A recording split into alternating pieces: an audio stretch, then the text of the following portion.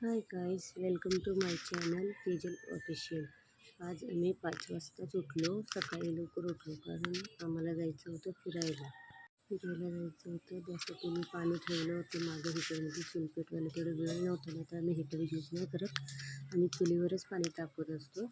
तर मी हिटर लावलं. माझी अंघोळ झाली होती. सेजलची पण अंघोळ झाली होती. सेजलचे पप्पा तेजल आणि आई राहिल्या होत्या अंघोळीच्या. मग त्यांची मी चहा ठेवला. माझी अंघोळ झाली, चहा ठेवला. तर आईची अंघोळ झाली. चहा वगैरे व्यवस्थित आईची पण अंघोळ झाली होती, म्हणून मी चहा वगैरे करून आपले सगळे बॅग जे होते ते सगळं मी नीट हे करून ठेवलं होतं. मग आज रात्रीच मी सगळं अर्धी बॅग पॅक केली होती. पण काय बारकीचे कपडे काय राहिले होते, त्यामुळे मग मला जरा वेळ लागला. कारण तिचे काय खेळायचे कपडे वगैरे ते वेगळे घ्यायचे होते मला. मग आम्ही निघालो. 5 वाजता उठलो होतो.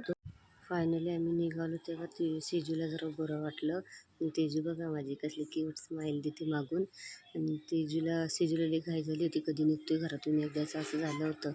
त्यामुळे मग आमचं निघणं आणि गाणं चालू होतं ना. मग तेजूला गाणं लय आवडतं, ते गाव सुटेना. ते कमीत कमी तिने 10-12 वेळा तर ऐकलंच असं ना खरं पोचेस्तोवर. आणि तेजलचं पण एक्साईटमेंट दिसत होतं. ती वाट बघत होती कधी पोचतोय. पण तिथं पोचायला आम्हाला टाईम लागणार होतं, कारण आम्हाला सकाळी 4 वाजता निघायचं होतं. पण आम्हाला निघता 6:30-7 वाजले होते. आणि मग तेजू आली माझी पुढं बसायला. तिला काय करमत नाही माझ्याशिवाय. ती आणि माझी सेजू बघा पक्की वैतागली होती एका जागेवर बसून. आणि तेजूचं आणि माझं छोटंसं व्हिडिओ काढला, शॉर्ट व्हिडिओ. आणि गाणं म्हणत होती ना ती, गाव सुटेना. त्यामुळं मग आमचा रस्ता कसला भारी आहे, दोन्हीकडून झाड. मग आम्ही CNG भरलं आणि परत निघालो. आणि नाश्त्याला मी घरूनच आणलं होतं. त्यावेळेस मी नाश्ता करतो. मोठा रस्ता होता म्हणून लय टाईम लागला. तरी बारकी जरासं एन्जॉय करत होती, गाणी बिणी म्हणत होती. पण सेजूला कधी पोचतोय असं झालं होतं. ती लय वैतागली होती बसून. मग उभी राहिली, खिडकीत बघते. तिचं चालूच होतं, कधी येणार मम्मी, किती वेळ लागणार मम्मी. म्हणजे थोडा वेळ अजून लागणार आहे. त्यांना झोपा म्हणत होते तर ते झोपतही नव्हते. त्यांना झोपच लागत नव्हते. एक्साईटमेंटच एवढी होती की झोपूच वाटेना त्यांना. दुसरं पण बाळ असतं तर झोपून घेतलं असतं. मग बारकी नाही झोपली आणि ते नाही. फायनली आम्ही पोचलो जिथं आम्हाला जायचं होतं तिथं. रूमवर गेलो, कपडे वगैरे चेंज करून घेतले त्यांचे. त्यांना तरी दुपार झाली होती ना, त्यांना म्हणत होती दुपारचं नका नेऊ, आराम करू द्या, संध्याकाळी जाऊ. पण नाही, पोरींना तर लई घाई झाली होती. त्यामुळे लई ऊन लागत होतं, भाजत होतं. तरी पण त्यांचे कपडे बदलले, थोडंफार त्यांना खेळू दिलं, अर्धा तास तरी खेळू दिलं. आणि मग भरतीचा टाईम होता ना, पाणी बरोबर येत होतं. त्यांचं काही चेंज नाही केलं. ह्यांनाच फक्त मला थोडा वेळ खेळू द्यायचं. आणि तसंच आम्हाला मार्केटला जायचं होतं, मच्छी मार्केटला. कारण आम्ही दुपारचं जेवणचं आम्ही काहीच बंदोबस्त नव्हता. बाहेरून आणून खायला लागलं. आणि कारण आम्हाला त्यांना मासे विकत घेऊन आम्हाला त्यांना देऊन, ज्यांच्या रूमवर आम्ही राहत होतो ना, ते आम्हाला माशाचं रस्सा ते काय सुक्कं वगैरे करून देतात, ते फ्राय वगैरे. त्यामुळे आम्ही मासा वगैरे काहीच आणला. सेजू एन्जॉय करत होती. तेजूला पण मजा वाटायला लागली पाणी बघून.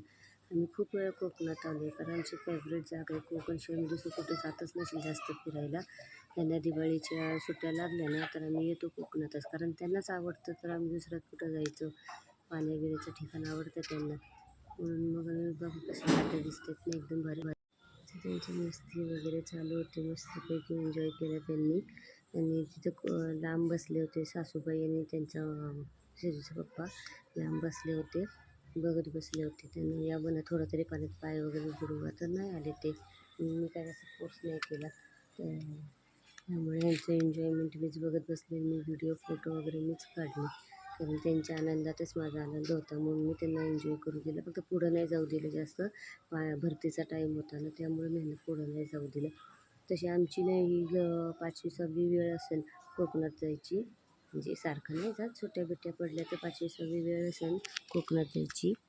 म्हणून मग त्यांचं एन्जॉय होत होतं. त्यांनी बोटी बघितल्या.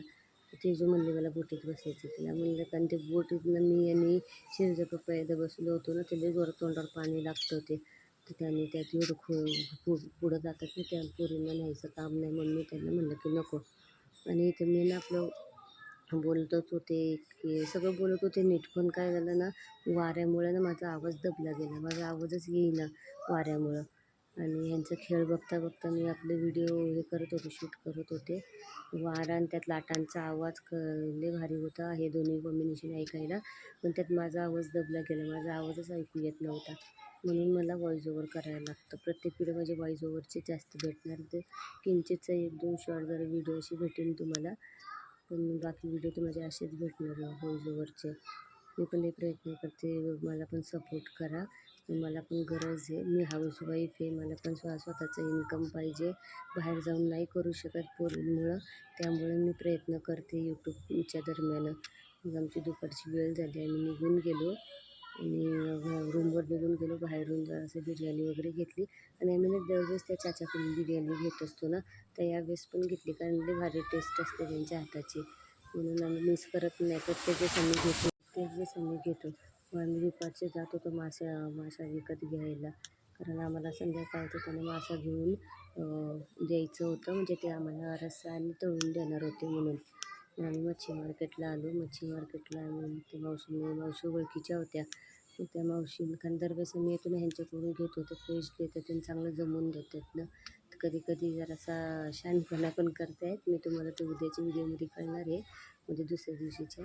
आता आम्हाला जमवून वगैरे दिलं त्यांनी नीट, कारण त्यांच्या ही मावशी ओळखीची होती आणि त्यांच्या मागं मावशी होती, ती पण लई टाईमने ओळखत होती आम्हाला. म्हणून ती म्हणली की दे दे म्हणली, चांगलं जमवून दे, ओळखीची ती म्हणली. त्यांची भाषा पण लई भारी असते ऐकायला. मग त्यांनी साफ करून कटबीट करून दिलं आम्हाला. आम्ही ते चांगलं धुवून वगैरे त्यांच्याकडूनच घेतलं आणि मग घेऊन गेलो. आणि ज्यांच्या रूमवर राहत होतो ना त्या मावशीकडे दिलं आणि त्यांनी आम्हाला बनवून वगैरे दिलं.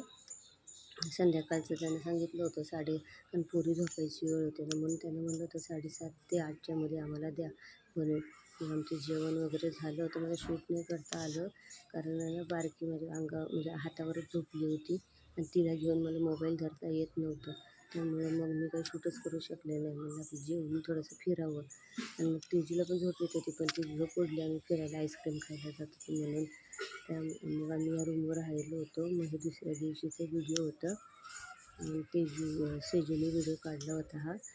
बारकी झोपली होती, तिला उठून वगैरे तिला उठवत होते, म्हणून मी बारकी सेजूने व्हिडिओ काढला होता. छान ब्लॉगिंग करते माझ्या, ते पण छान ब्लॉगिंग करते, पण ना वाऱ्यामुळे तिचा आवाज दबला गेला. ते वाऱ्यांचा आम्ही बरं होतो ना थोडं राहिलं, आणि वारा लई जोरात येतं, तर तिचा आवाज पण आला नाही. मग ती सांगत होती की हाय गाईज, मी आता उठले वगैरे. मग मी हे कपडे घातले भिजायला. आम्ही 6 वाजता उठलो होतो. 6 वाजता उठून जरा हातपाय तोंड वगैरे धुतलं आणि मग गेलो आम्ही नाश्त्याला. काहीतरी खायचं म्हणलं, तर चहा घेतला. कुठले स्टॉल उघडले नव्हते, एकच उघडलं होतं आणि एक उघडत होतं. तर मग श्रीचे पप्पा फोटो वगैरे क्लिक करत होते, मी व्हिडिओ शूट करत होते. आणि मग आम्हाला घोडागाडी दिसली. मग सेजूने हट्ट केले की घोडागाडीवर बसायचं आहे. आणि कोकणात आलो आणि एन्जॉय नाही केलं, कोकणात आलो आणि एन्जॉय नाही केलं तर काय उपयोग ते फिरण्याचं. मग आम्ही घोडागाडीवर बसलो. आईला पण बसवलं. मागच्या वेळेस आलो होतो तेव्हा आई बसल्या नव्हत्या. मागच्या वेळेस मी आलो होतो तेव्हा माझं यूट्यूब चॅनल वगैरे काही नव्हतं, मी नव्हतं उघडलं. मागच्या वेळेसचे पण व्हिडिओ असे पाहिजे तर टाकत जाईल आधीमध्ये. तर मग आमचे फिरणं चालूच होते. फिरून वगैरे आई बघा कशी बघते इथे तिथं, कारण त्या कधी नाही फिरल्या आहे ना, त्यामुळं. मग आमचं बघा घोडा कसा पळतो आहे. इथं वेगळंच वातावरण. मग काही हे नव्हतं केलं, काय म्हणते, इफेक्ट नव्हतं यूज केलं, तरी पण इथं संध्याकाळ वाटत होते आणि या साईडला सकाळ वाटत होती. काय माहीत, मला कळलं नाही असं काय झालं, पण मी कुठलेच इफेक्ट नाही वापरले. आणि मग आम्ही पोरी गेल्या पाण्यात खेळायला. मग मी स्लो मोशनचे व्हिडिओ वगैरे ह्यांचे घेतले, शूट वगैरे केले दोघींचे पण. बारकी तर काय मातीतच खेळत होती, तिला वाळूमध्ये खेळायला लय आवडत होतं. ते हिला पाण्यामध्ये एन्जॉय लय करायचा होता. मग बघा लाटा बिटा कशी एकदम स्लो मोशनमध्ये व्हिडिओ घेतल्यावर बघा कसं दिसते. दिसायला भारी दिसत होतं. मी पण भिजले होते, पण माझं शूट करायला कोणी नव्हतं, तर मी मोबाईल ठेवून दिला होता. मग मोबाईल घेऊन तर पाण्यात जाऊ शकत नाही ना. आणि सेजूचा पप्पा पण आला होता पाण्यातच. मग आमचे मोबाईल भिजून, म्हणून आम्ही ते ठेवून दिलं. मला आपण थोडंसं एन्जॉयच करून घ्यावं, फोटो व्हिडिओ तर काय असंही काढता येतं. आणि मग सेजूला वाटलं मी फोटो काढते, म्हणून ती अशी पोज देऊन उभी राहिली, पण मी व्हिडिओ काढत होते. बघा लाटा बिटा किती सुंदर दिसतात ना. असे लाटांचा आवाज वगैरे, बाकी एकदम सामसूम काही आवाज नाही, फक्त लाटा बिटा ऐकायला. जर कधीतरी बाहेर पडलं की नाही सगळं प्रसन्न वाटत होतं एकदम. दिवसभराची आणि रोजची तीच कामे, रोजची तीच चिडचिड जरा साईडला गेली होती आणि फक्त पोरी, मी आणि तिचे पप्पा आणि आमचे सासूबाई एवढेच, आणि आमची एवढीशीच फॅमिली आहे. आम्ही आमचं एन्जॉय केलं. आणि बारकीने तर खेळणं घेतलं होतं ना, तर तेच ती खेळणं खेळत होती. माती आणि पाणी हे ते तिचं तेच चालू होतं. तिला मातीत खेळायला लय बरं वाटत होतं. एन्जॉय तर काय तिनं नंतर केलं, जेव्हा शिवचे पप्पा आला ना पाण्यात तेव्हा एन्जॉय केलं. तेव्हा ती घाबरत होती यायला. एन्जॉय वगैरे करत होती ती पण, थोडं थोडं खेळायला लागली. मग जरा तिला बोलवलं तसं ती पण पाण्यात वगैरे आली खेळायला. कारण मी खेळत होते तर मी एकटी होती तर वरती आली नाही. शिवचा पप्पा आल्यावरती आली. आणि मग मी पाणीचं हे बघत होते की पुढचं पाणी सगळं ते गढूळ गढूळ दिसत होतं. माती बिती लय होती, म्हणजे ती काय वाळू म्हणते ते लय होतं. त्यामुळे मग ते सेजूचं व्हिडिओ काढले, तेजूचं व्हिडिओ काढलं आणि एन्जॉयमेंट झाली आमची. मग आमची निघायची तयारी झाली. मग ह्यांना अंघोळ वगैरे करून ह्यांचं उरकलं पटकेने आणि आम्ही निघालो होतो परत घरी यायला निघालो होतो. आणि मग सेजूचं तर काय गाणंच चालू होतं म्हणणं. तिला गाणं ऐकायला म्हणायला लय आवडतं. इथं सेजू तिला थांबायचं होतं अजून, त्यासाठी ती सॅड होती. एक दिवस जास्त झाला होता आमचा टाईम, तर आम्ही उरकलं वगैरे छानपैकी आणि निघून गेलो. ते सेजूचं गाणं म्हणणं चालू होतं. आणि आम्हाला मार्केटमधून मग परत हे पण घ्यायचं होतं. हे दुसऱ्या दिवशीचा व्हिडिओ आहे. आम्हाला मार्केटमधून फिश घ्यायचे होते खूप सारे. त्यांना आम्हाला आणि हजबंडच्या फ्रेंडला खूप सारे फिश घ्यायचे होते आम्हाला.